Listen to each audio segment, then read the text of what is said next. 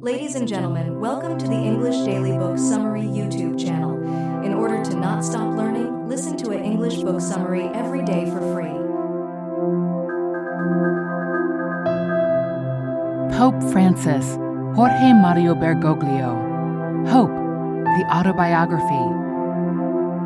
This blink tells the story of a man you may not have heard of, Jorge Bergoglio. It also tells the story of a man you definitely know, Pope Francis, a figure who has redefined the papacy. As the first Latin American pope, his election marked a dramatic shift in church history. But it's his message of hope, emphasis on social justice, and profound compassion for marginalized groups that have truly redefined what it means to lead the Catholic Church. Francis began life as Jorge Bergoglio, the son of Italian immigrants to Buenos Aires. This blink shares Jorge's remarkable journey from the barrios of Argentina to the throne of St. Peter.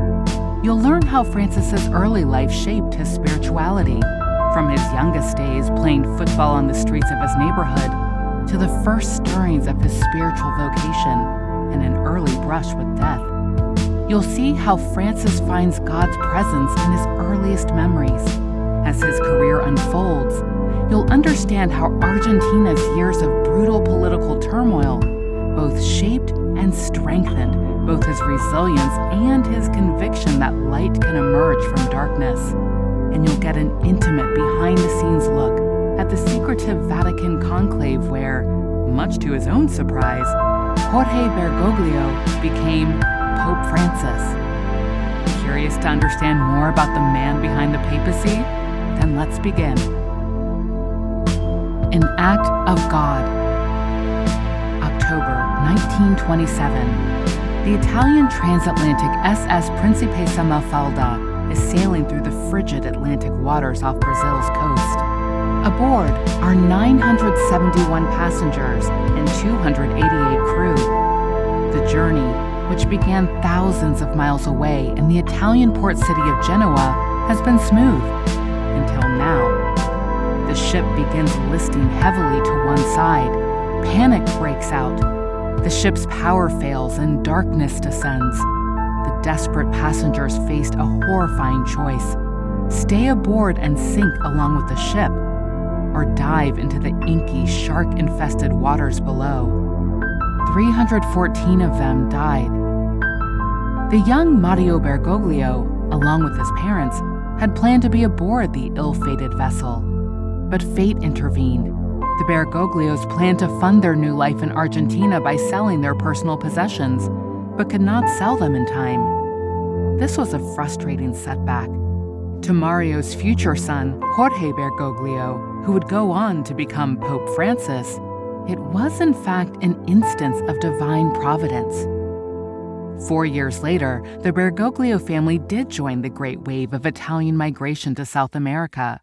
They were part of a massive exodus driven by poverty, political upheaval, and persecution under the fascist regime of Benito Mussolini. Like so many migrants, they remembered their home fondly. But as critics of Mussolini, their lives there had been marked by violence and deprivation. Their experiences would later inform Pope Francis's humanitarian stance on migration and his deep empathy for displaced peoples. His first papal visit outside the Vatican was to Lampedusa, the Mediterranean port which is a focal point of illegal migration to Europe. Francis's early life left him with a deep appreciation of roots and memory. Equally, as Pope, he draws on his immigrant childhood to champion the dignity of migrants and the displaced. Humble beginnings. 531 Calle Membrillar in the Flores neighborhood of Buenos Aires, in a modest single-story house with 3 bedrooms, is where Jorge Bergoglio lived from ages 2 to 21, along with his parents and 4 siblings. The unassuming house was always crowded, full of activity and lively discussion. This atmosphere was mirrored in the streets outside. Flores in the 1930s and 40s was a working-class barrio with a large immigrant population. Jewish families from Odessa shared streets with Turkish, Syrian, and Lebanese Muslims who still carried passports from the old Ottoman Empire. Within a few blocks of Calle Membrillar were some of the most significant landmarks in Jorge's early life: the dye works where his father kept the books, his grandparents' homes, and the Colegio Nuestra Señora de Misericordia, where he attended nursery school. The streets were his playground. Along with the other neighborhood children, Jorge played football with the ball made of rags. Leather was far too expensive. During Carnival, the streets would explode with life, and Jorge joined the costume revelers, once even dressing with his sister, him as a groom and her as a bride. As Pope, Francis carries his Argentine childhood with him. He is still a football fan and views it as a powerful force for unity. He credits his commitment to multiculturalism and interfaith dialogue to the vibrant neighborhood he grew up in. But the most profound legacy of his childhood? His advocacy for the poor and marginalized. Poverty and desperation were a fact of life for many Flores residents. Francis remembers one of the neighborhood sex workers, known as La Porrota, who was well known by the whole barrio. Years later, when Jorge Bergoglio was auxiliary bishop of Buenos Aires, he had a phone call from an old acquaintance, La Porrota herself. He invited her to the bishop's palace, where she told him how, like Mary Magdalene, she had given up sex work and devoted herself to caring for other sex workers. Jorge performed a special mass for the sex workers of Buenos Aires and blessed them. When La Porrota fell ill, Jorge performed her last rites. He still prays for her on the anniversary of her death every year, a small gesture that encompasses his vision for a truly inclusive church.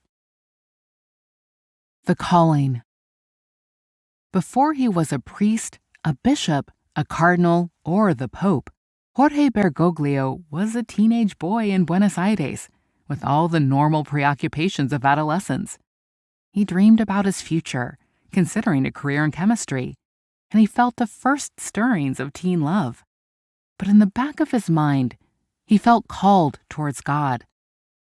The decisive moment came on September 21st, 1953, the Day of the Student, a holiday where young people traditionally celebrated the arrival of spring with outdoor picnics. Jorge had planned to meet friends for an afternoon celebration after a morning spent running errands for his mother. But fate, or God, intervened.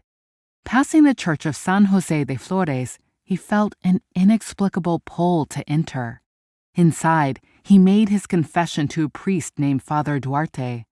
What started like a routine Catholic practice turned transformative, even though this confession was no different from any other. As he went through the ritual, Jorge knew with certainty that he would become a priest. But Jorge would not act on this calling immediately. He began working in a chemistry laboratory with a view to pursuing his interest in science. His colleague at the lab was Esther Balestrino de Careaga. Esther activated Jorge's political consciousness. She was a Marxist activist who gave Jorge a powerful education in progressive politics. Years later, in 1976, a military junta led by General Jorge Rafael Vida seized power in Argentina. The regime launched what became known as the Dirty War, a campaign of state terrorism that would claim an estimated 30,000 lives. The victims, known as desaparecidos, or the disappeared, included students, workers, journalists, and anyone suspected of leftist sympathies. They were kidnapped and often tortured in secret detention centers. Many were never seen again, nor their bodies ever found. In response to these atrocities, mothers of the disappeared began gathering in Buenos Aires' Plaza de Mayo, directly in front of the presidential palace. Wearing white headscarves embroidered with their children's names, these women, including Esther, whose daughter and son-in-law were both kidnapped, defied the regime's ban on public gatherings by walking silently in pairs. Their movement became a powerful symbol of resistance against state terror. During this period, like his mentor Esther, Jorge engaged in his own form of resistance. He was now a priest, and using his priest credentials, helped people through military checkpoints. He even kept subversive literature hidden on seminary grounds. When Esther became a target, he hid her Marxist library. Despite these efforts, she was kidnapped in 1977 and became one of the disappeared. Her remains were not identified until 2005. Using his priesthood to smuggle dissidents to safety and shelter banned books, Francis lived out his conviction that spiritual devotion and social justice were inseparable, that the Church's true role was to be a force for concrete hope in the face of state terror. Yet some Church officials were complicit with the regime. As Pope, Francis has acknowledged the Church's failures during this period. After he was elected to the papacy, he ordered the Vatican archives should be open to researchers studying the Church's role in the Dirty War. His own experiences during this dark time contribute to his emphasis on the Church's obligation to stand up to state terror and systemic evil. A priest for the people.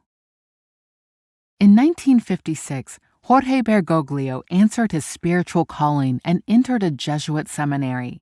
The Jesuits, a Catholic religious order of priests and brothers bound by special vows, are known for their intellectual rigor, missionary work, and dedication to education. At seminary, he would immerse himself in theology and scholarship. But in 1957, a flu epidemic tore around the globe. Jorge fell ill. As his condition worsened, he was rushed from seminary to hospital, where doctors realized he was critically unwell.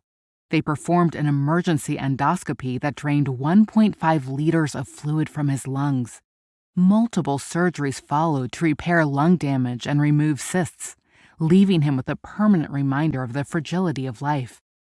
Returning to seminary, Jorge wrestled with uncertainty.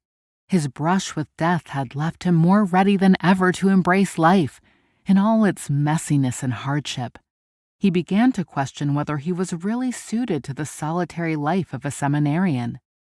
He left the seminary in Buenos Aires and went to Córdoba, a city at the foothills of the Sierras Chicas. Here, he joined 20 other novice priests. He rolled up his sleeves to work on the farm attached to the priory and taught catechism to local children. Working with children was especially meaningful for Jorge. As both a priest and as pope, Francis has been guided by the Bible's teaching in Matthew 19:14 that the kingdom of heaven belongs to children. The systemic abuse of children by Catholic clergy is, he believes, a stain on the Church. As Pope, he tackled the abuse unflinchingly, declaring, "The pain of the victims is a lament that rises to heaven." He condemns both the abusers and the clergy who have protected the abusers and silenced their victims. What's more, he believes the public outcry about these abuses is more than justified. To Francis, this rage is a mirror of God's own fury at this betrayal. After leaving Córdoba, Jorge embarked on pilgrimages with fellow priests. Together, they hitchhiked through the countryside. They never carried money. Instead, they labored, whitewashing walls or sweeping church floors in exchange for food and shelter. Later, he worked in the shantytowns of Chile and Argentina, preferring to be among the people than preaching to them. Even today, Pope Francis eschews solitude in favor of community. When he became pope, he made the unprecedented decision to decline the use of the papal apartments in the Apostolic Palace. Instead, he lives in the Casa Santa Marta guest house among visiting priests. Since he was a novitiate, Francis has maintained that while solitude and study offer one path to God, his calling has always been rooted in the fabric of community and society. The Conclave. When Jorge Bergoglio was ordained as a priest in 1969, he could hardly have imagined that 44 years later, he would find himself at the Vatican, about to ascend to the highest office in the Catholic Church, after having served as Jesuit provincial superior, auxiliary bishop, Archbishop of Buenos Aires, and cardinal. In March 2013, following Pope Benedict XVI's historic resignation, the College of Cardinals gathered for the conclave, the ancient secretive process by which the Church selects its new leader. Jorge wasn't considered a likely candidate. Rather, he was viewed as a potential kingmaker, one of the Latin American cardinals who might influence others' votes. That changed, however, when he made a planned address at the conclave's preparatory meeting. His passion and energy left some in the audience convinced that he embodied the qualities the Catholic Church most needed in their next head. Jorge himself didn't believe he was in the running. In fact, he had already booked his return flight to Buenos Aires for a few days after the conclave's end.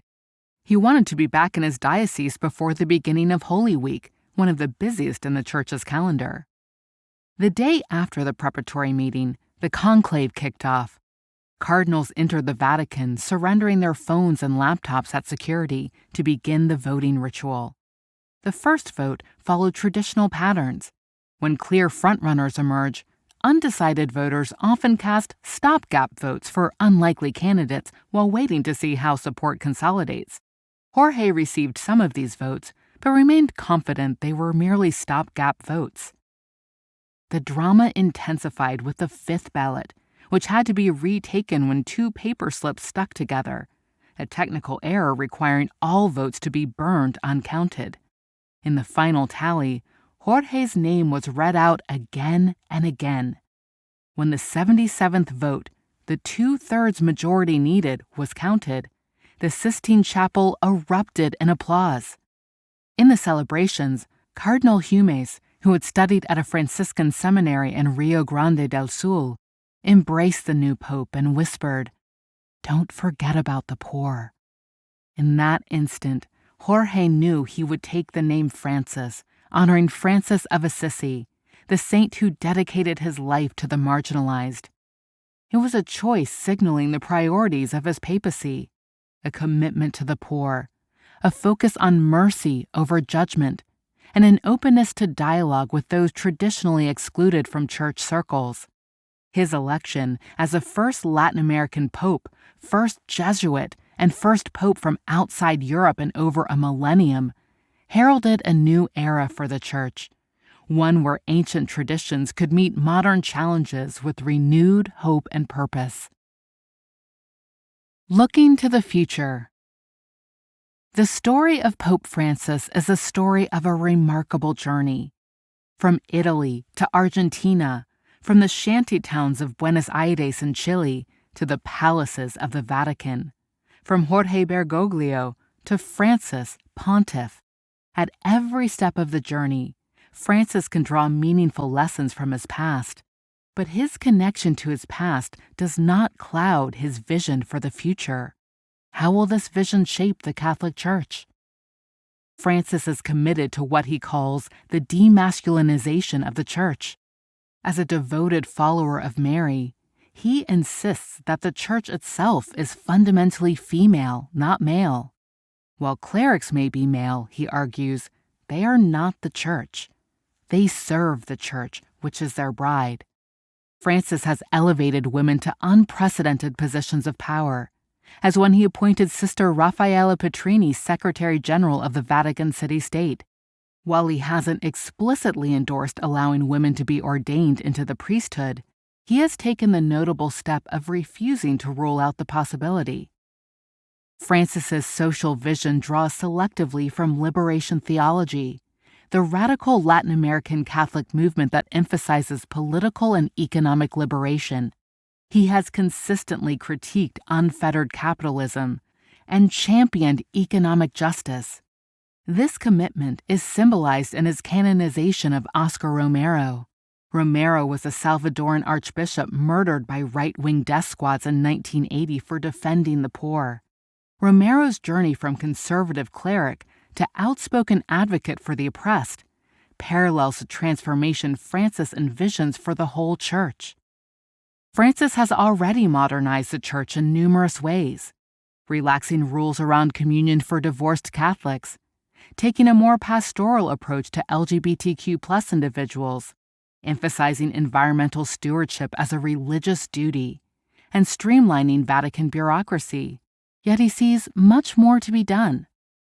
As he told his priests in Buenos Aires, and now tells the global church, "Go out, go out."